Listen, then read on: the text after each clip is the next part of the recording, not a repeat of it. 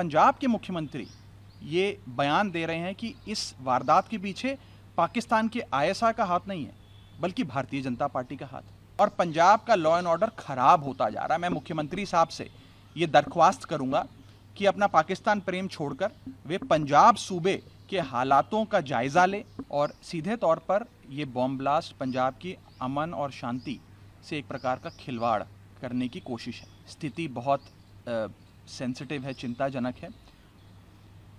पंजाब के डीजीपी साहब ने मौका वारदात पर जाकर और फॉरेंसिक एक्सपर्ट्स से सारी जांच पड़ताल कर शुरुआती जांच में ये पाया कि इस वारदात के पीछे पाकिस्तान के आईएसआई का हाथ है।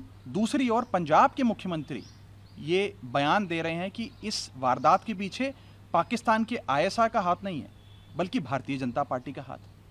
तो मैं सीधे तौर पर ये पूछना चाहता हूं कि पंजाब के मुख्यमंत्री भगवंत मान साहब पाकिस्तान की आईएसआई को क्यों क्लीन चिट देना चाहते हैं, और क्या उनकी इतनी दुश्मनी भारतीय जनता पार्टी से और अपने पॉलिटिकल ओपोनेंट से हो गई है कि आज उस पॉलिटिकल ओपोनेंट पे दोषारोपण करने के लिए उन्हें पाकिस्तान के आईएसआई की गोद में जाकर बैठना पड़ रहा है। हम अक्सर देखते हैं कि आईएसआई जब भी किसी वारदात को अंजाम देती है तो उसके बाद उससे किनारा कर लेती है और कहती है ये तो फॉल्स फ्लैग ऑपरेशन है, हमारा कुछ लेना देना नहीं है।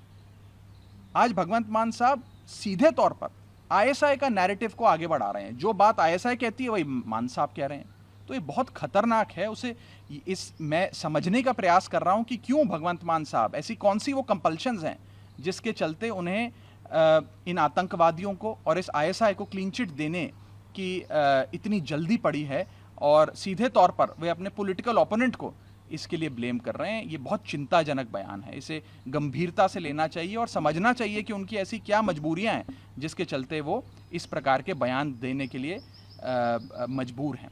दूसरा विषय यह है कि पंजाब एक बहुत सेंसिटिव बॉर्डर स्टेट है। लगभग 550 किलोमीटर का इंटरनेशनल बॉर्डर पाकिस्तान के साथ पंजाब सूबे का लगता है। और इस वारदात को आप इसलिए भी गंभीरता से लीजिए क्योंकि पंजाब में ऐसा ब्लास्ट जो पिछले कुछ घंटों पहले देखा गया हुआ है कि 3, 4, 5 किलोमीटर दूर तक उस ब्लास्ट की आहट लोगों ने महसूस करी।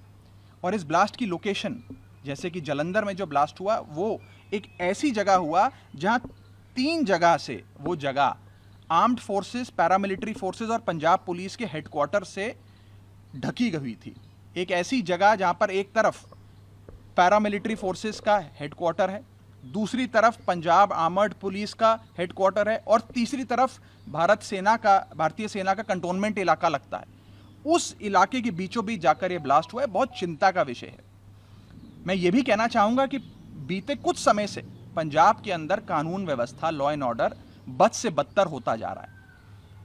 लोगों को थ्रेट कॉल, एक्सटॉर्शन कॉल, जान से मारने की धमकियां, चोरी, डकैती, छोटे ब्लास्ट, सिलेंडर ब्लास्ट से लेकर तमाम तरीके के एंटी सोशल एलिमेंट्स द्वारा अंजाम दी जा रही वारदातें, तमाम चीज़ें बढ़ती जा रही हैं और पंजाब का लॉ एंड ऑर्डर खराब होता जा रहा है। मैं मुख्यमंत्री साहब से ये दरख्वास्त करूंगा कि अपना पाकिस्तान प्रेम छोड़कर वे पंजाब सूबे के हालातों का जायजा ले और कैसे पंजाब में लॉ एंड ऑर्डर फिर से कायम किया जाए उस पर काम करें।